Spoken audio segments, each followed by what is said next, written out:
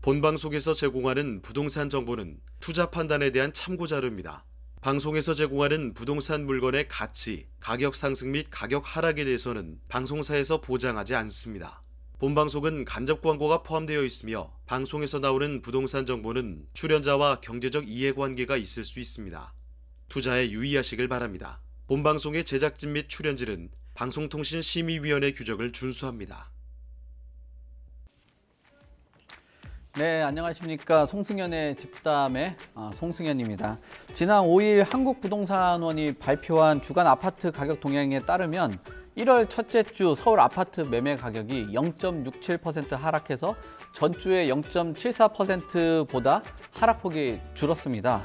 9주 만에 역대 최고 하락폭을 멈춘 건데요.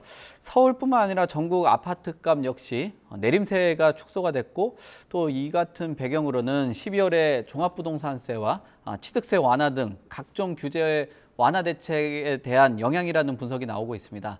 오늘 송승연의 집담에서는 김대종 세종대 경영학과 교수 또 뉴스원 정진욱 기자 모시고 다양한 규제 완화 속 부동산 시장 어떤 분위기였는지 살펴보도록 하겠습니다.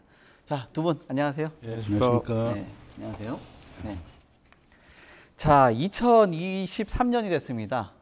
교수님 또 어떻게 보면 해가 바뀌어서 본 건데 2022년 작년이잖아요. 부동산 시장을 뭐 한마디로 정의를 해본다면 어땠다라고 한마디로 정리가 될지 모르겠지만, 네. 진짜 뭐 초토화된 시장이었다. 초토화다. 예, 네. 50%, 심지어 인천에서는 일부 지역에 막 70%까지 폭락을 했었습니다. 잠실에 10억까지 하락한 집들도 많이 나오고, 미국의 기준금리가 지금 현재 4.5%인데요. 금년에 한 5.5%까지도 올릴 수 있다, 이런 얘기가 나오고 있고, 우리 부동산과 그 은행 대출금리의 상관관계는 마이너스 0.7입니다. 완전히 반대의 관계가 있다. 그러니까 모든 자산시장이 은행 대출금리와 직결되어 있죠. 그래서 은행 대출금리가 지금 현재 2023년 1월 달 기준으로 8%까지 올라왔습니다. 집담보대출금리가. 네. 그러니까 시중은행들이 선제적으로 많이 올린 거죠. 그러니까 한국은행에 대출을 해주는 중앙은행의 기준금리는 3.25%인데 거기에 코픽스 금리가 한 4% 정도 되고 거기에 가상금리를 4까지 더합니다. 그래서 대출금리가 지금 8%다. 저는 아마 금년 2023년도 하반기까지는 집담보대출금리가 최고 10%까지 오를 것이다. 9%, 10%까지 오를 것이고 금년 한 해는 집값이 아마 한 10%까지 내릴 겁니다. 네. 저는 한 5에서 10%까지는 좀 더 내릴 것이다. 그렇지만 올 하반기, 2023년 하반기를 바닥으로 해서 집값은 다시 오를 겁니다. 그래서 저는 집이 없으신 분들은 올 하반기에 집을 하나 사야 되겠다고 생각하시고 집을 가지신 분들은 올 한 해만 좀 잘 참자. 그러면 제가 한 장기적으로 한 40년 기간을 분석해 봤더니 우리나라의 부동산 가격은 90% 확률로 올랐습니다. 2008년도 금융위기가 왔을 때 한 5년 정도 L자형으로 지루하게 하락했지만 다시 급등을 했습니다. 그래서 우리나라 인구가 5,200만 명이고 전체 세대주 중에 단독 세대주가 33%인데요. 앞으로 2030년, 앞으로 10년 동안 더 단독 세대주가 40%까지 증가하게 됩니다. 그래서 결론은 서울에 있는 부동산만큼은 계속 오른다. 저는 그렇게 확신을 하고 있고 40년 통계로 90% 확률로 올랐습니다. 그래서 너무 걱정 안 하셔도 되고 일단 뭐 제가 지방은 잘 모르겠지만 서울 안에서만큼은 집값이 계속 상승한다. 90% 확률로 오른다.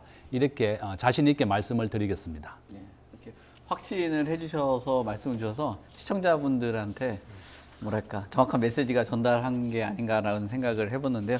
교수님께서는 2022년 그 한마디로 정의를 하면 초토화라고 이야기를 주신 것 같은데 기자님 같은 경우는 저희 집담하고 조금 지나고 나서 합류를 하셨었는데 2022년에 가장 인상 깊게 보셨던 부동산 이슈 이 부분이 좀 궁금합니다.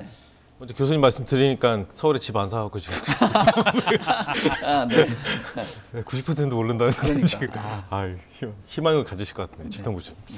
2022년 가장 어쨌든 이 인상 깊었던 부동산 관련 이슈는 이제 둔촌주공 있잖아요. 아, 네. 그러니까 이 서울 강서구 둔촌동 올림픽 파크 포레온이죠. 이 단지가 어쨌든 입주자 모집 공고 당시 전매제한 8년 그리고 실거주 의무 규제가 2년 정도 적용됐었는데. 그리고 뭐 이렇게 금리도 높아지고 하면서 청약 자체가 좀 많이 낮았잖아요. 그래서 경쟁률이 5.45대 1에 그쳐갖고 좀 흥행 성적이 좀 저조해갖고 다른 지역까지 좀 영향을 미치는 것 아니냐 이런 얘기도 있었고 또 하나는 이제 역전세이죠. 금리가 너무 오르면서 집값이 또 폭락을 하면서 오히려 전세를 갖고 있는 분들이 집주인에게 전세금 좀 돌려달라 이렇게 하면서 주변에도 상당히 역전세 때문에 좀 고민하시는 분들 상당히 많으면 대출을 받아서 좀 조언을 줘야 되는데 그게 안 되다 보니까 어떻게 보면 그분도 깐통 전세인지 모르겠지만 근데 그런 경우 상당히 많아서 세입자도 그렇고 집주인도 그렇고 서로 되게 좀 곤란한 상태가 좀 있었고 그리고 또 전세 사기 있잖아요. 젊은 청년들을 울리게 했던 전세 사기가 최근에도 계속 발생하고 오늘도 보니까 아주경제에서 단독을 내었는데 관악 경찰서에서 또 전세 사기하는 사람들한테 또 검거했다는 소식도 있고요. 이거는 계속해서 늘어날 것 같습니다. 아무래도 그 부동산 오르는 거품이 일어나면서 무자본으로 할 수 있는 이 계속 늘어다 보니까 이런 전세 사기에 문제 있는 것 같고 마지막으로 이제 금리가 오르니까 영끌이죠. 그러니까 고점에 사셨던 분들이 금리를 이제 갚지 못해서 이제 영끌족들이 이제 많이 힘들어하는 그런 게 이제 2022년에 정말 어두운 한 해지 않았냐 이런 생각이 듭니다.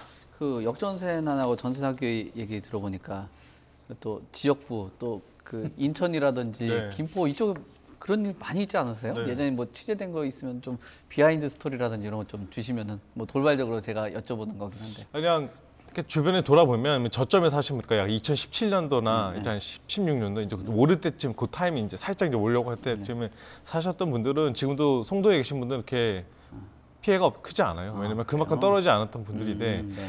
근데 한 2020년도나 이제 21년도 그러니까 약간 좀 고점에 사신 분들 그러니까 너도 나도 집을 사지 않으면 이제 큰일 나겠다는 그런 패닉 시점 바잉. 예.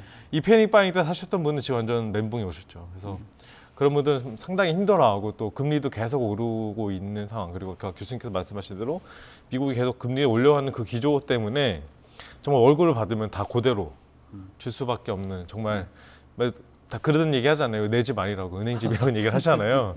근데 그것이 진짜 현실화된 완전히 그냥 일은 일대로 하는데 바로 월급을 받으면 바로 나갈 수밖에 없는 그런 구조가 돼서 지금 뭐 자영업자들도 마찬가지고 다들 너무나 힘들어하고 계셔서 그리고 그 전세 사기 같은 경우도 상당히 좀 안타까운 게 많잖아요. 현장에 취재하다 보면 특히 20, 30대 그러니까 젊은 꿈을 갖고 와서 이제 집을 좀 하나 마련하려고 그 전세나 어쨌든 전세 갑자기 싸니까 또 이사금까지 준다고 하니까 또 보증보험도 가입해 주겠다는 그런 계약서에 썼는데도 불구하고 눈 뜨고 그러니까 눈 뜨고 코가 베인 거잖아요. 그래서 그런 것들에 대해서 젊은 친구분들 같으면 그런 얘기한 친구들도 있어요. 그러니까 어떤 얘기를 하다면 사람을 못 믿겠다. 그러니까 너무 기피증이 생기는 거죠. 그러니까 계약서, 그러니까 부동산 내가 모르지만 그래도 어쨌든 이 정상적인 방법으로 해서 부동산 중개사를 끼고 그리고 계약서도 쓰고 모든 거 다 정상적으로 했는데 이게 안 되는 거잖아요. 그러니까 이런 것들에 대한 사회적인 정말 반감, 그러니까 불신이 들어가 있고 그리고 사물함이 무섭다는 얘기도 하고 그때 피해자들은 정말로 이 정신적인 트라우마가 상당히 심한 것 같습니다. 그러니까 이게 트라우마가 한동안 오래가지 않으니까 정말 사람 못 믿는 이것도 참 문제인 것 같기는 해요. 교수님께서는 관련 이슈 뭐 이 내용하고 동일해도 괜찮고 또 네. 이슈가 있었다면 뭐 어떤 것들이 있었어요? 저는 이제 둔촌 주공 얘기를 하셨는데 네. 저희 집 바로 옆에 있어가지고 제가 너무 잘 알고 그렇겠네요. 이제 네. 현장도 많이 가봤고 아, 네. 또 제 아시는 분이 이제 오늘 계약을 했다고 그러더라고요. 네. 그래서 이제 이게 정부가 12,000세대입니다. 우리나라에서 가장 넓은 세대이고 이게 분양가가 정부가 문재인 정부 때는 분양가 9억에 대한 제한이 있었고 12억에 대한 제한이 있어서 33평이 13억이었거든요. 네. 그러니까 올림픽 아파트가 지금 현재 한 18억 정도 합니다. 헬리오시티가 어제 알아보니까 한 17억 5천 정도.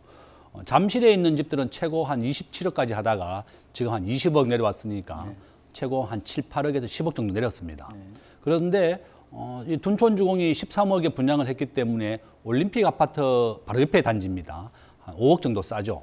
근데 대출을 안 해줬기 때문에 미계약이 한 50% 이상 날 계약 예정이었습니다. 그러면 현대건설, 현대산업개발, 대우, 롯데 4개의 우리나라 최고의 건설회사가 이거를 시공을 하고 있는데 7천억 정도를 국민은행에 12% 금리로 빌렸습니다.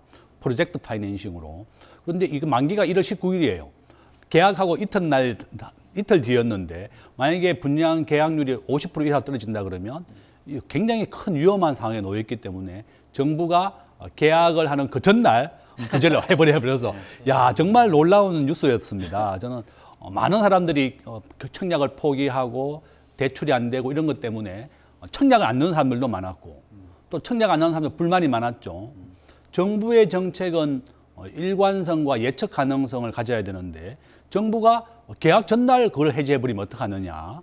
또 공고 당시에도 당연히 본인이 돈 10억 원이 있어야만 청약을 할 수 있었는데 청약을 포기한 사람들이 굉장히 많았습니다. 그래서 야 정부가 이렇게 일관성 없게 청약 규정을 바꿔버리니까 멘붕이 왔다.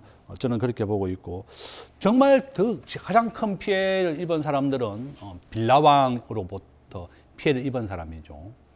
인천의 빌라왕은 2,700채, 수원의 빌라왕은 1,100채, 사장은 20대 젊은 사람이고 사장들이 그 집을 빌려준 임대인 젊은 사람 3명이 다 죽어버렸습니다. 뒤에 조폭이 이제 밝혀지고 있죠. 조폭 단체들이 이렇게 저는 테러를 했다고 생각하고 있고 지금 현재 이 피해를 입은 사람들이 빌라라고 하는 것은 정확한 시세가 없습니다. 그래서 집을 건설한 시공자하고 공인중개사하고 이렇게 조폭 단체가 짜가지고 한 개만 위장으로 매매를 하고 이렇게 매매를 했다 봐라. 그러니까 우리가 아파트에는 이렇게 집단 사기가 일어나지 않습니다. 왜냐하면 아파트는 대단지이고 정확한 시세가 국토부 실거래가에 신고를 하게 되기 때문에 시세를 알 수 있는데 이렇게 젊은 사람들이고 신혼부부고 내용을 잘 모르는 사람들이 피해를 많이 받습니다. 그 대부분이 빌라에서 많이 일어나는 이유가 빌라는 정확한 시세가 없기 때문에 그렇다. 그래서 저는 정말 말씀드리고 싶은 게 앞으로 젊은 사람들이 집을 얻을 때는 절대로 전세를 얻지 마라.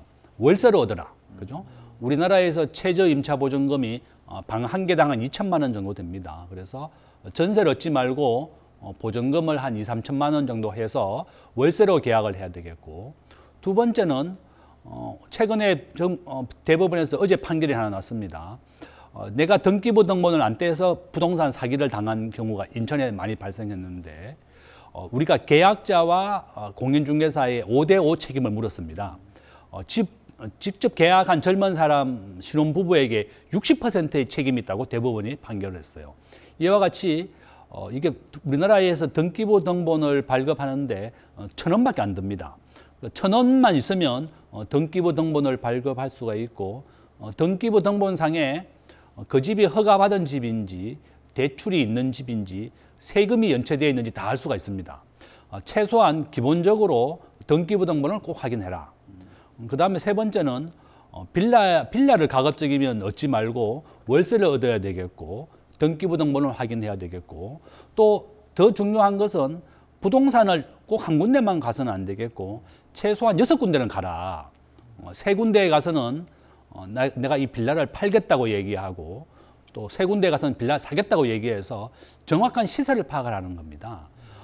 공인중개사 한두 군데만 가서 이렇게 계약을 하게 되면 전부 다 이렇게 사기를 당하기 굉장히 쉽다.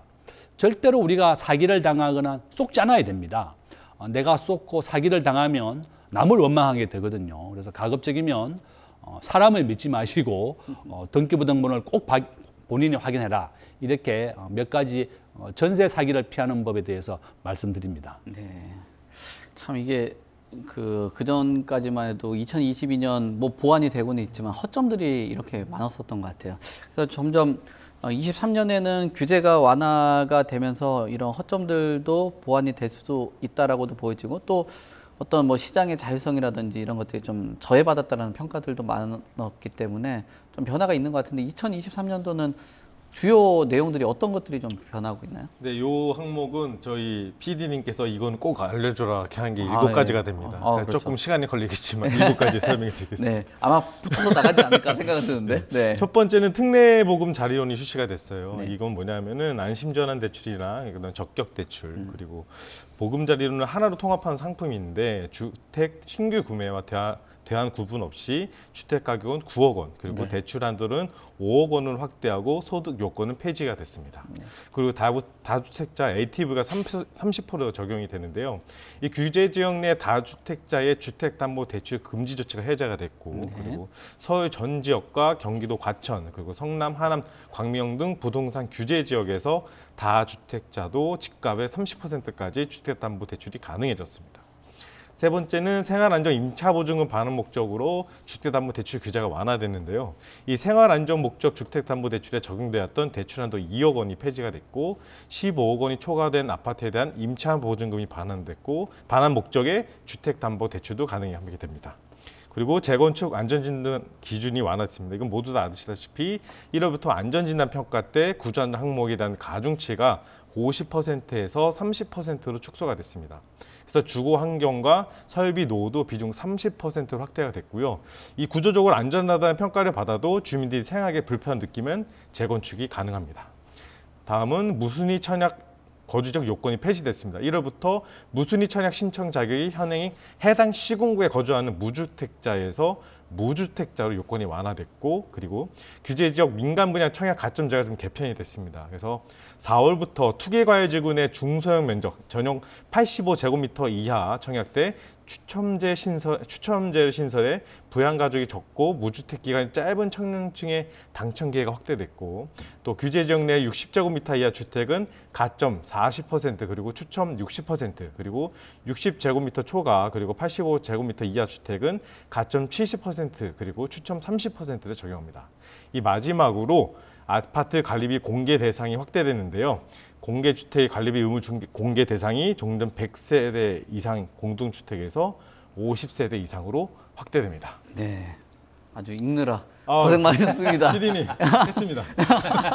네, 23년 정말 많이 읊어주셨는데 그만큼 변화가 많고 네. 규제 완화가 어떻게 보면 또 획기적으로 또 빠른 속도로 변했다라고 볼 수가 있을 것 같은데 이렇게 부동산 규제 완화가 됐어요. 그러면은 다주택자라든지 대출 규제라든지 뭐 거래 활성화 이런 것들 하는데 어떻게 투자자가 움직일까가 시장의 그 관심도잖아요. 어떨 것 같습니까 지금? 저는 이제 문재인 대통령 때 부동산에 대한 규제를 23가지 정도 발표했었죠. 집이 100% 정도 올랐습니다. 문재인 대통령 때. 그래서 뭐 김현미 장관이 뭐 집이 빵이라면 빵을 굽고 싶다 이런 얘기까지 했고 정말 우리 국민들의 패닉을 가져왔던 게 이제 문재인 대통령 시절이었는데 전세값은 한 90%, 집값은 100% 정도 올랐다. 또 이제 윤석열 정부가 이제 작년 3월에 취임을 하고 또 오세훈 시장이 하게 되면서 규제를 많이 완화하면서 공급을 하고 있습니다.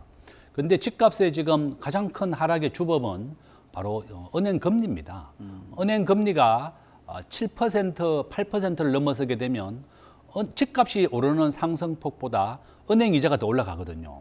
그래서 집이 지금 현재 집담보대출이 오늘 현재 8%로 올라왔고 저는 7%로 다시 내려가면 집을 사야 될 시기다. 저는 그 시기를 올 연말이라고 보고 있습니다. 2023년도 한 12월경에 한국은행이 기준금리를 다시 내릴 수도 있습니다. 지금 현재 미국이 기준금리가 지금 4.5%인데요. 다음 달에 미국이 기준금리를 0.25% 올립니다. 2월 달에. 그러면 우리 한국은행도 0.25로 올리게 될 겁니다. 그러면 지금 한국과 미국의 기준금리 폭이 미국은 4.5, 미국은 3.25다. 거기에서 가상금리를 더해서 우리 일반 국민들이 집담보대출 금리는 8%인데 6월달, 7월달 한 8%, 9%, 10%까지 갔다가 다시 하반기가 되면 미국이 물가가 안정되면서 다시 기준금리를 인하할 가능성도 있습니다. 그래서 요점은 미국의 연방준비은행은 물가가 2%가 될 때까지 2024년까지 기준금리를 올리겠다고 했고 미국의 물가가 지난 12월 때 6% 나왔습니다. 2022년 3월 달에 미국의 물가가 9% 나왔었거든요. 그래서 서서히 하락을 하고 있습니다. 그래서 금년 1월 달, 2월 달부터는 다시 6%로 다시 쭉 낮아지게 됩니다. 6%, 5%로. 그러면 주식시장은 올 6월 달이 바닥이고 부동산은 올 12월이 바닥이다. 저는 그렇게 또 말씀을 드릴 수 있겠고, 저는 뭐 앞에서 말씀드린 것처럼 너무 걱정 안 하셔도 됩니다. 장기적으로 부동산은 90% 확률로 상승을 했고, 전국 부동산이 다 평균이 그랬습니다. 뭐 서울만 그랬던 건 아니고 90% 확률로 오르기 때문에 이렇게 안심하셔도 된다. 우리나라는 인구가 5,200만 명이 좁은 국토에서 모여 살고 있습니다. 그래서 특히 서울과 수도권에서는 뭐 미분양이나 이런 걸 그렇게 걱정 안 해도 되고, 지금 현재 미분양이 6만 세대 정도 나왔는데요. 2008년도에 12만 세대까지 나왔습니다. 그래서 윤석열 정부가 만약에 둔촌주공이 실패한다 그러면 전체 우리나라 부동산 시장이 경착륙을 하게 되는 겁니다. 폭락을 막기 위해서 그렇다. 정부가 주식시장은, 코인 시장은 70%, 90% 폭락을 해도 가만히 안 둡니다. 그렇지만 부동산은 10%, 20%만 하락을 해도 정부가 규제를 완화했습니다. 왜냐하면 우리나라 국민들의 집값의 70%까지 대출을 받았고 심지어 90%까지 대출을 받았습니다. 작년에 생애 최초 집을 분양받은 사람에게는 국가가 90%까지 대출해 줬거든요. 근데 집이 만약에 이런 청년 세대가 처음으로 분양받았는데 90% 대출을 받았는데 10%, 20% 하락을 하게 되면 금융기관 부실로 이어지기 때문에 정부가 규제를 완화해서 지금 현재 부동산 시장을 살리려고 하는 겁니다. 그래서 모든 정부, 윤석열 정부에서도 집값의 상승은 안 되지만 집값은 하락은 더 위험합니다. 특히 내년 4월에는 국회의원 선거가 있거든요.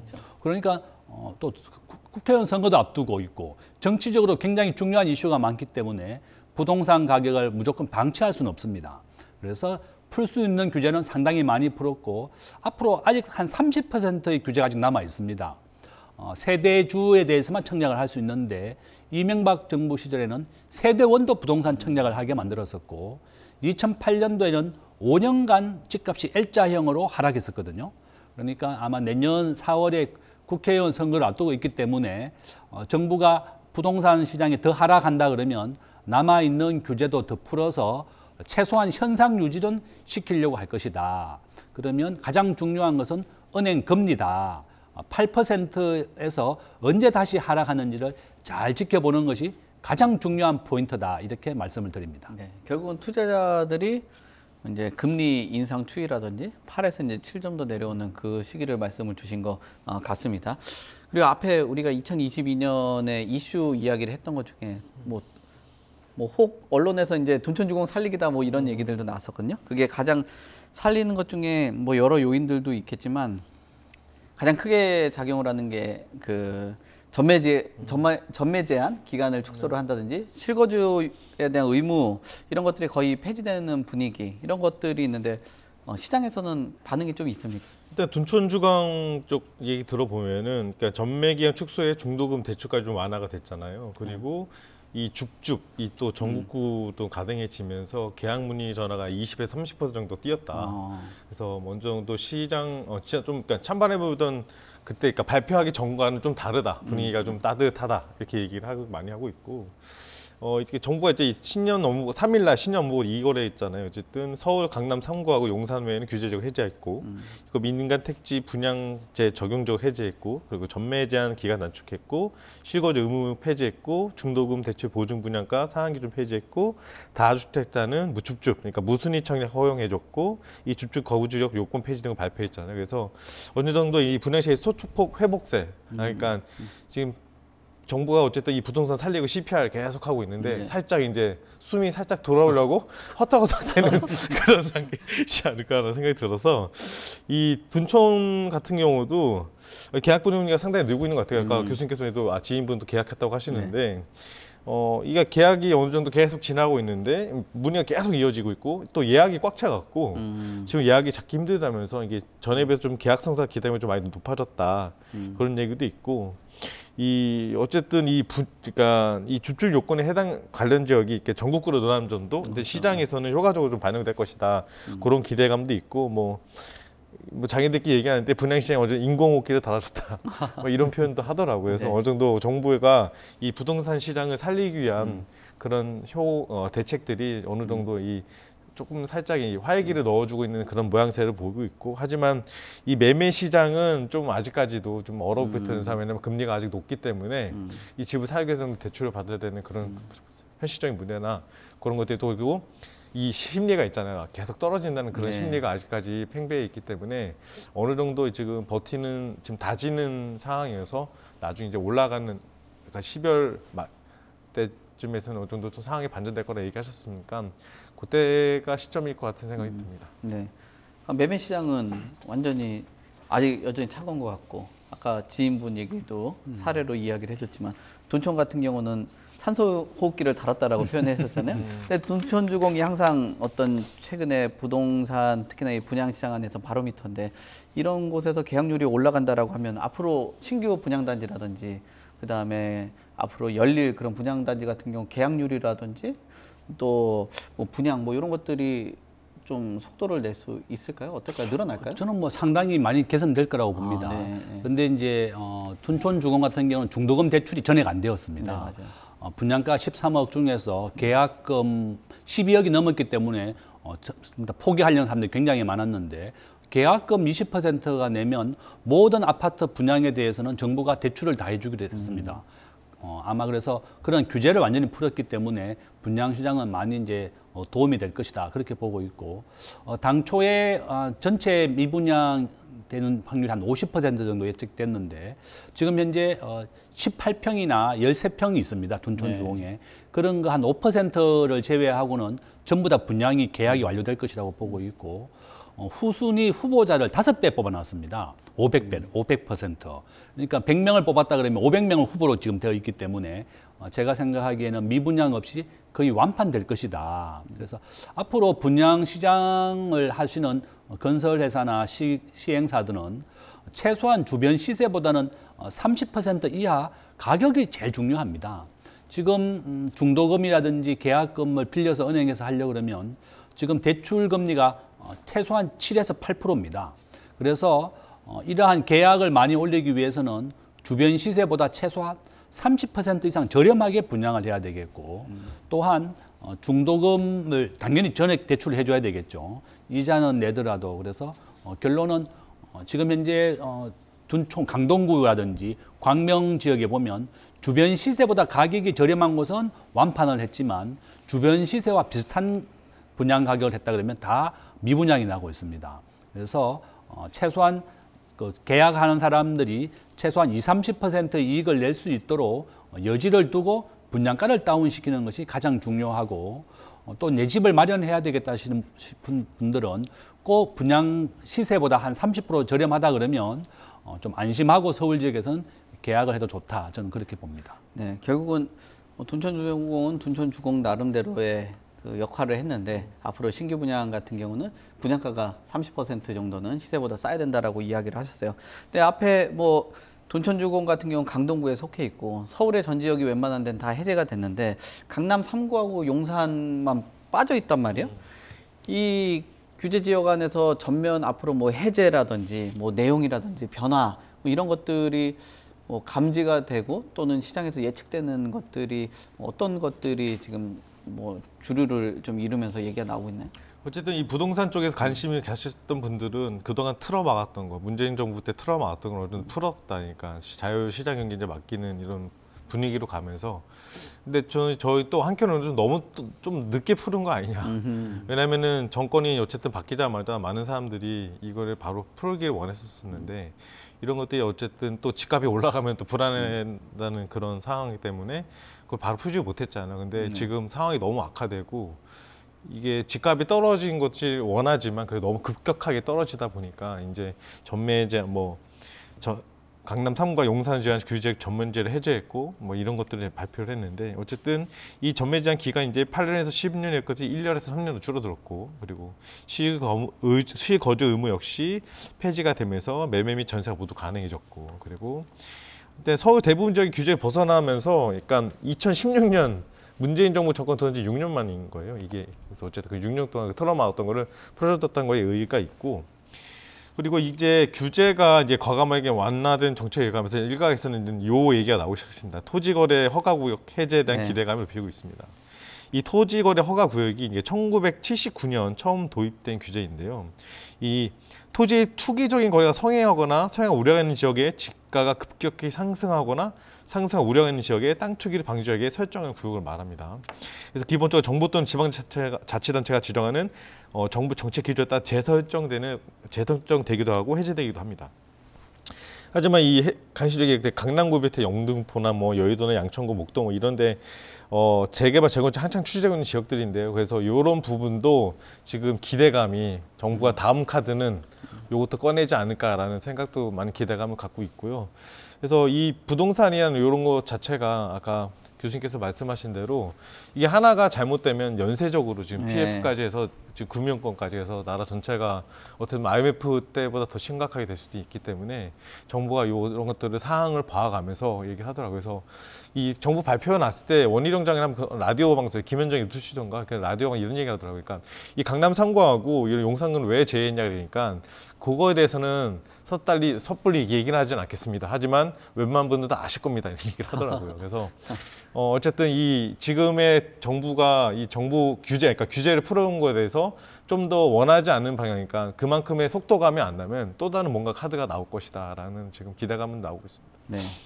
이제 규제 지역을 지금 강남 3구하고 용산만 빼고 다 해제를 했단 말이에요. 해제를 왜 했냐라는 게 뭐 시청하시는 분들이라든지 뭐 부동산 시장에 참여하시는 분들이 또 궁금한 부분이고 이렇게 해제가 된다라면은 아까 금리가 지금 인상에 대해서 앞으로 앞두고 있는데 또 대출 규제에 대한 폭은 커지고 이런 상황이잖아요. 이 두 가지 이유하고 뭐 대출의 폭이 넓어지면 뭐 긍정적인 부분하고 뭐 부정적인 부분 뭐 이것 좀 같이 좀 주시겠어요? 저는 최근에 이제 빌라왕 사건을 보면서 문재인 정부가 임대사업자를 이렇게 극단적으로 폐쇄시키지 않았다 그러면 이런 사기 사건 없을 겁니다. 왜냐하면 임대사업자가 만약에 전세나 사는 사람들이 돈을 돌려주지 못하면 임대사업자 자격증 자체가 없어지게 되고 고발이 됩니다. 그래서 임대사업을 하시는 분들은 철저하게 자기 관리를 잘하고 있고 세금도 미납되지 않고 또한 이분들에게 전세금을 돌려줘야만 계속 임대사업을 할 수 있습니다.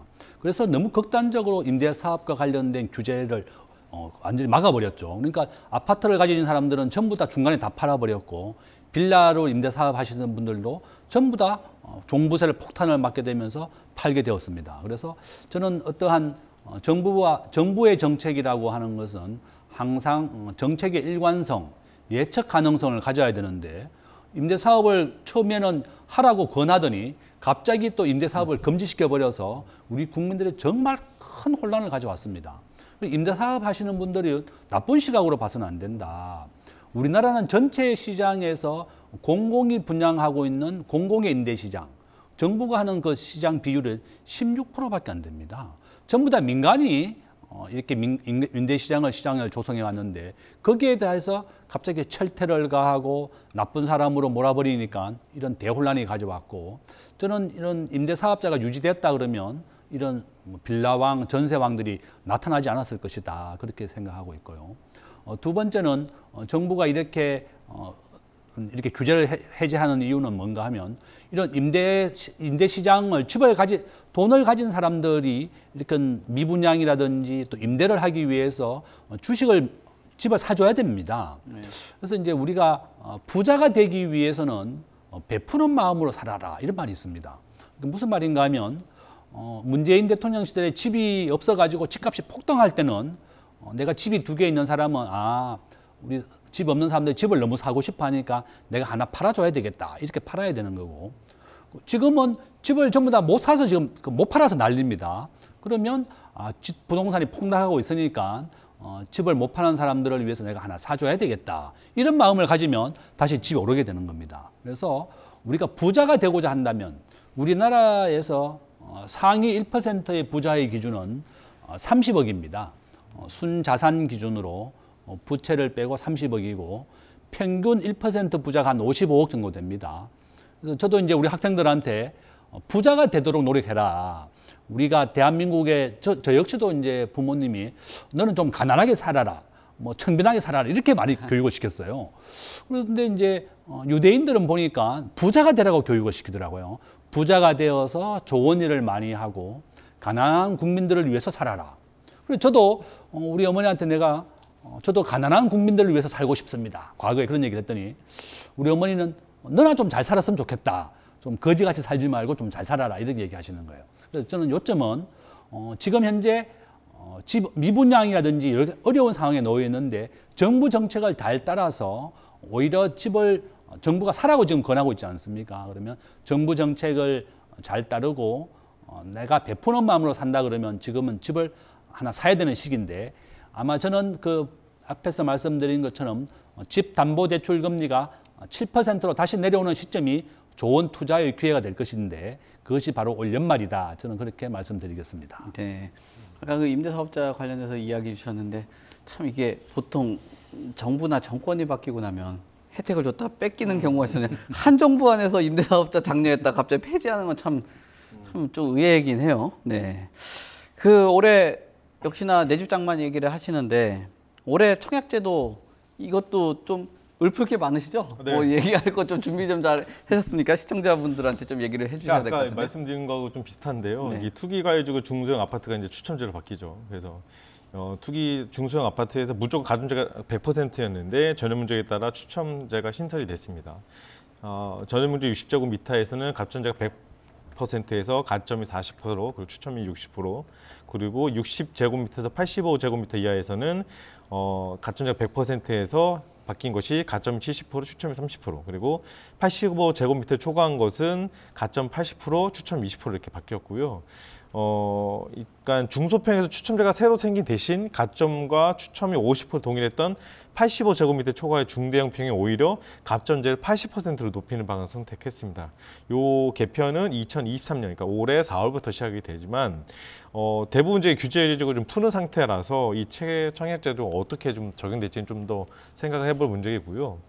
그리고 무순위 청약 거주 요건이 좀 폐지가 됐어요. 그래서 원래 기존에 무순위 청약제에 도전하기 위해서는 당시 시군, 거주, 무주택자로만 제한이 됐는데 올해부터는 지역에 상관없이 누구나 무순위 청약을 신청할 수 있게 됐습니다. 그래서 예비 당첨자 면적 기존에 60일에서 180일까지 연장이 되고 예비 당첨자 수는 가구수의 40%에서 최대 500%까지 확대가 됩니다. 그래서 이 폐지는 2월부터 이렇게 시행이 됩니다. 그래서 또 다른 거는 전매 제한 완화고 거주 의무제가 폐지가 됩니다.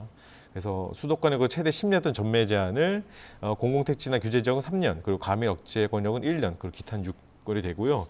비수도권 같은 경우는 공공택지와 규제 지역은 1년, 그리고 광역시는 6개월로 좀 완화가 됐습니다. 네. 이게 청약시장이 작년하고 다르게 좀 바뀐 것 같은데 올해는 작년에 좀 가점이라든지 또는 청약 경쟁률 떨어졌는데 이 분위기 타고 좀 반등을 할 수 있을까요? 뭐 아니면 또 작년처럼 암흑기, 하반기처럼 암흑기로 갈지? 아마 저는 이제 올 시장은 원래 2023년도에는 은행의 대출 금리가 8%, 9%, 10%까지 오르기 때문에 전체적인 집값은 저는 5%에서 10%까지 내린다. 분명히 올해 내립니다. 은행 기준금리가 계속 1년 동안은 오르기 때문에 그렇고 그렇지만 올 하반기부터는 다시 왜냐 분양시장을 받는 게 좋은 방법은 지금 현재 계약금 20%만 넣으면 됩니다. 실제로 입주하는 것은 1년이나 2년 뒤에 입주하기 때문에 주변 시세보다도 한 20, 30% 저렴하다 그러면 안심하고 분양을 받아도 괜찮다. 저는 그렇게 말씀드리고 두 번째는 지방을 받으면 안 되겠죠. 지금 대구나 일부 지역에서는 미분양이 6만 세대까지 나왔습니다. 그래서 자기가 본인이 살고 있는 주변 지역에 미분양 같은 거 좀 조심해 하시고 저는 가급적이면 내가 서울에 살지 않더라도 지방에 거주하더라도 투자의 목적이라 그러면 서울에 분양받는 것도 좋은 방법이다. 지금 현재 서울에 분양을 받으려면 집 주소가 서울에 2년 정도 있어야 됩니다. 그래서 저는 우리 학생들한테 제가 과제를 줬습니다. 청약통장을 가입하기. 이게 과제예요. 그래서 우리나라에서 청약통장이 18세 이상이 되면 인정이 됩니다.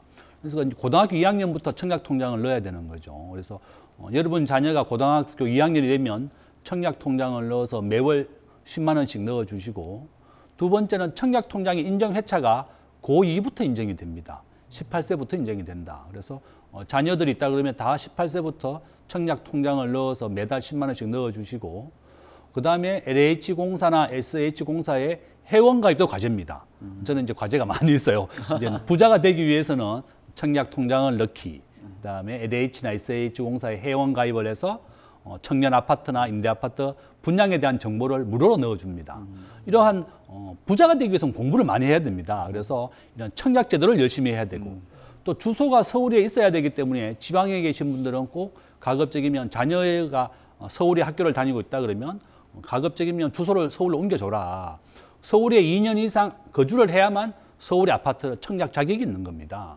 그래서 그러한 제도와 규정, 부자가 되기 위해서는 공부를 좀 해야 되니까 그렇게 해야 되겠고, 저는 아마 이제 남들이 전부 다 주식이나 부동산 시장 똑같이 갑니다. 앞에서 말씀드린 것처럼 가격과 금리는 마이너스 0.7로 완전히 반대의 관계에 있는데 금년 하반기부터는 다시 금리가 내리거나 유지되기 때문에 그렇다. 그래서 이제 저는 아마 윤석열 정부가 내년에 국회의원 선거를 앞두고 있고 2008년도에 L자형으로 부동산이 5년간 하락을 지속했습니다. 이렇게 만약에 하락이 5년간이나 더 지속된다 그러면 큰일 나기 때문에 이번에 관련된 규제를 가급적이면 많이 풀었다. 저는 그렇게 보고 있고, 오히려 정부가 지금 아마 은행의 대출 금리가 아니라 그러면 부동산 분위기는 굉장히 좋아졌습니다. 또 그렇게 말씀드리겠습니다. 네, 지금 분양시장 같은 경우는 뭐 대출을 활용해서 계약금 20%만 있으면 이제 몇 년 뒤에 입주를 하는 그런 구조이기 때문에 암흑기는 아닌 것 같다라고 평가를 주신 것 같은데, 또 이렇게 지금 참 도움이 되는 것처럼 이야기를 계속 주시니까 전 또 이런 질문을 하게 되거든요. 다양한 이런 규제 완화라는 게, 완화책 내놓은 게 뭐 이제 이번 정부에서 부동산 침체에 대한 장기화 어떻게 보면 좀 미리 내다보고 한 건지 아니면 진짜 경착륙을 막기 위한 건지 뭐 어떤 쪽으로 좀 해석을 해야 되는지 두 분한테 한번 여쭤보고 싶어요, 사실. 교수님 먼저. 교수님 어떻게 보세요? 부동산 연착륙이라고 하는 게 뭔가 하면요. 우리가 비행기가 이렇게 착륙을 할 때 공항에 서서히 부드럽게 착륙하는 걸 연착륙이라고 부르고, 비행기가 착륙할 때 급하게 하락을 하면 추락을 합니다. 그래서 이게 딱딱할 경자고 부드러울 연자입니다. 그래서 부드럽게 착륙을 시킨다. 그래서 이제 우리가 연착륙이라고 부르고, 급격하게 이제 하락하는 것을 경착륙이라고 부르는데, 이 영착륙을 해야 되는 이유가 바로 금융기관의 부실을 막기 위한 것이다. 우리가 작년에 환율이 1,440원까지 갔습니다. 저는 이제 개인적으로 우리나라 외환보유고 자체가 굉장히 작기 때문에 굉장히 위험하다고 많이 걱정을 했고, 환율도 1,440원을 돌파하면서 굉장히 걱정을 했는데, 우리 국민들이 개인이 가지고 있는 달러가 한 7,400억 달러 정도 됩니다. 한국은행이 가지고 있는 외환보유고가 4,200억 달러밖에 안 되거든요. 개인이 가지고 있는 것보다 더 개인이나 법인이 미국 주식을 더 많이 가지고 있습니다. 우리가 IMF를 경험해봤기 때문에 다시는 그 누구도 믿지 않는다. 스스로 각자 도생이다. 근데 스스로가 미국의 달러 자산을 가지고 있는다. 미국의 달러 주식을 가지고 있는 것이 환율 위험에 대한 방지를 할 수 있는 겁니다. 이와 마찬가지로 저는 정부가 외환위기를 이제 위험을 고비를 넘기게 되니까 다시 금융위기가 오는 겁니다. 만약에 집값이 20% 30% 내리게 되면 금융기관이 파산하게 되는 겁니다. 그래서 이러한 금융위기가 오는 걸 막기 위해서 정부가 부동산 관련 규제를 많이 풀었고, 지금 현재 집을 가진 사람들이라든지 돈이 여유가 있는 사람들은 다시 임대사업자를 부활하기로 정부가 했습니다. 그러면 집을 좀 사서 좀 투자를 하고 미분양을 좀 소진시켜라. 지금 미분양이 전국에 6만 세대가 지금 넘어가고 있습니다. 그래서 이런 미분양 해소를 하기 위한 것이다. 그렇다 그러면 저는 아마 국회의원 선거를 앞두고 있기 때문에 부동산 가격이 일정 수준까지는 하락하겠지만 더 이상 정부가 하락을 방치하지 않을 것이다. 그래서 저는 그렇게 걱정 안 하셔도 됩니다. 집을 가지신 분들은 내가 집이 하나밖에 없다. 그러면 집이 좀 내리면 어떻습니까? 다시 올라가게 되어 있습니다. 제가 90% 확률로 집은 오른다고 말씀드렸다시피 집을 한 개만 가지신 분들은 좀 참아라. 올 한 해만 참으면 됩니다. 또 집이 없는 사람은 올 하반기에 하나 분양을 받아라. 이렇게 말씀을 드리겠습니다. 네. 어떻습니까? 이거 아주 그 성견 지명이 있는 건지 어떻습니까? 네. 근데 그 요즘 부동산 유튜브 보면은 이런 게 많은 것 같아요. 예전에 그러니까 규제가 완전 꽉 막혔고 금리 오니까 답답한 상황이었잖아요. 그때 보면 유튜버들이 항상 하는 얘기가 집값 무조건 떨어집니다.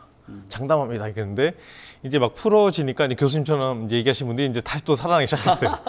이게 신뢰가 더 얻기 시작했다고. 그러니까 이게 좀 상대적인 것 같아요. 그러니까 자꾸 이렇게 뭐 유튜버는 클릭수에 돈을 받으니까 좀 자극적이고 이렇게 하는데 그때 당시에도 작년까지만 해도 교수님처럼 얘기하면은 무슨 소리 하는 거냐 그 얘기 상당히 많았잖아요. 근데 지금 보면 교수님이 말씀하신 것처럼 좀 분위기가 좀 많이 달라졌죠. 그리고 어쨌든 이 문석열 정부가 이번에 부동산 시장에 이 CPR 그리고 진짜 AED까지 그냥 충격을 주는 거잖아요. 그러니까 어떻게 보면 와 확 이렇게 풀어내는 게 이게 어떻게 보면은 그 심장 제세동기처럼 한번 빡 이렇게 충격을 탁 주면 이렇게 움직이는데 살아나는 것처럼 그런 규제를 확 푸는 것이 있는데 또 다른 것도 좀 준비 중인 것 같은 또 원희룡 장관의 또 말도 있고 그래서 이 부동산 위기라는 건 어쨌든 이 저희만의 세계가 아니고 어쨌든 다 같이 사람이 사는 세계이기 때문에 이 금리가 어쨌든 미국이 올리니까 이 달러나 이런 것들을 외화로 나가는 것을 방지하기 위해서 어쨌든 금리를 우리도 올릴 수밖에 없고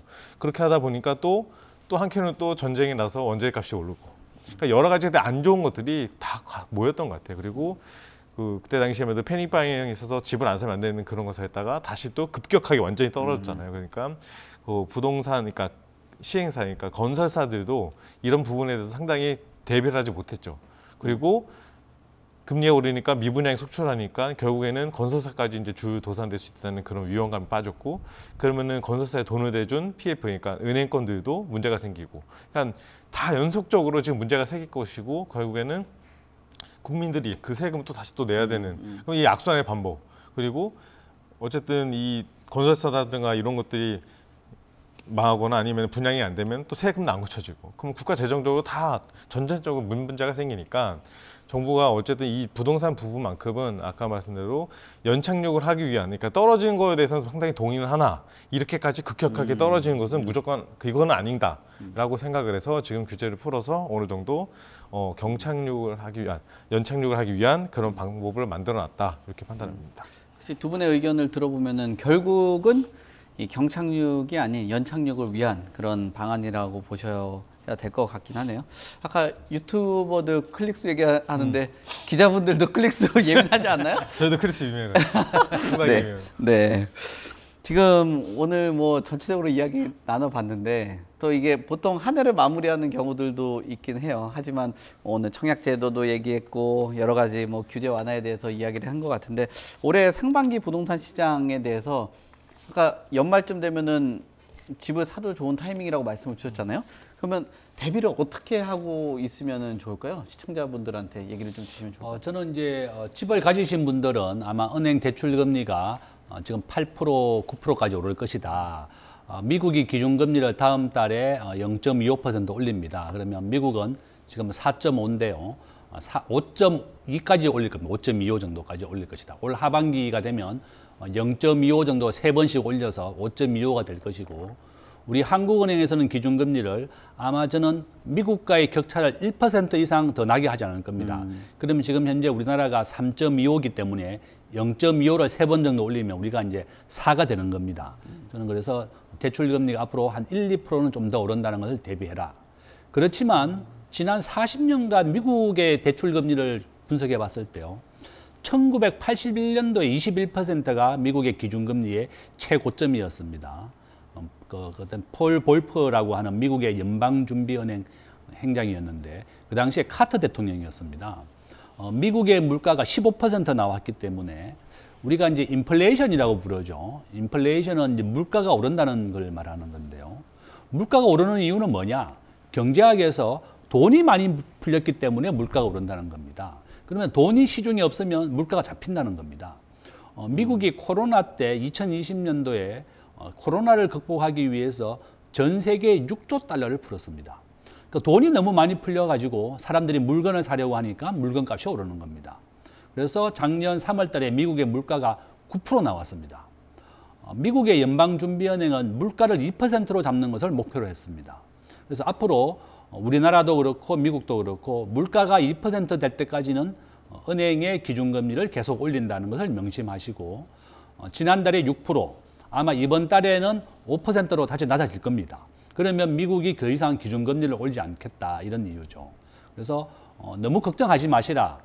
지난 40년간 미국과 한국의 은행 이자는 우하향입니다. 또 집값은 90% 확률로 우상향입니다. 삼성전자가 불과 40년 전에 시가총액 1조였는데 지금 한 400조까지 올라왔거든요. 국가 GDP나 삼성전자나 부동산 가격이나 전부 다 우상향입니다. 그 이유가 뭔가 하면 경제는 같이 성장하고 국가 GDP가 계속 발전하게 되어 있거든요. 그렇기 때문에 집값은 다시 오른다는 겁니다. 그러니까 아무 지역에나 집을 사서는 안 되겠고 사람이 좋아하는 곳, 말은 제주도로 보내고 사람은 서울로 보내라 그랬습니다. 그래서 가급적이면 서울 시내나 수도권에 내가 투자를 하는 집은 좀 해야 되겠고, 두 번째는 다시 기업은 성장하고 국가 GDP가 성장하기 때문에 집이 없는 사람은 올해 중에 앞으로 입주를 한 1년 정도, 2년 정도 앞두고 있는 집을 분양을 받아라. 내가 계약금 20%만 있으면 내 집을 가질 수가 있고 중도금이나 잔금이 없어도 그 집을 전세를 주면 됩니다. 지금은 이제 입주에 대한 의무가 없어졌기 때문에 이런 청약 제도를 잘 활용하는 것이 부자가 되는 지름길이고, 대한민국 국민만 유일하게 아파트 청약을 받을 수가 있는 겁니다. 대한민국은 국토가 좁고 5천만 명이 모여 살기 때문에 부동산 가격은 다시 상승할 수밖에 없다. 그래서 너무 두려워하지 마라. 남들이 투매할 때 내가 베푸는 마음으로 사줘야만 우리가 부자가 될 수 있다. 이렇게 말씀을 드립니다. 네. 지금 뭐 무주택자 같은 경우는 분양을 좀 받는 걸 권유를 주신 것 같고, 집을 갖고 계신 분들은 90%의 확률로 상승한다라는 점 참고를 하시면서 이야기 나눠봤습니다. 네, 이상으로 송승연의 집담 마무리하도록 하겠습니다. 오늘 다양한 이야기, 다양한 소식들 전해주신 두 분 출연해 주셔서 감사합니다. 감사합니다. 네. 네, 오늘 부동산 시장에 대해서 2023년 부동산 규제 완화에 관련한 이야기 나눠봤습니다. 2023년에는 현명한 부동산 투자에 도움이 되시길 바라겠습니다. 저희는 다음 이 시간에도 새로운 부동산 소식을 가지고 찾아오도록 하겠습니다. 시청해 주셔서 감사합니다.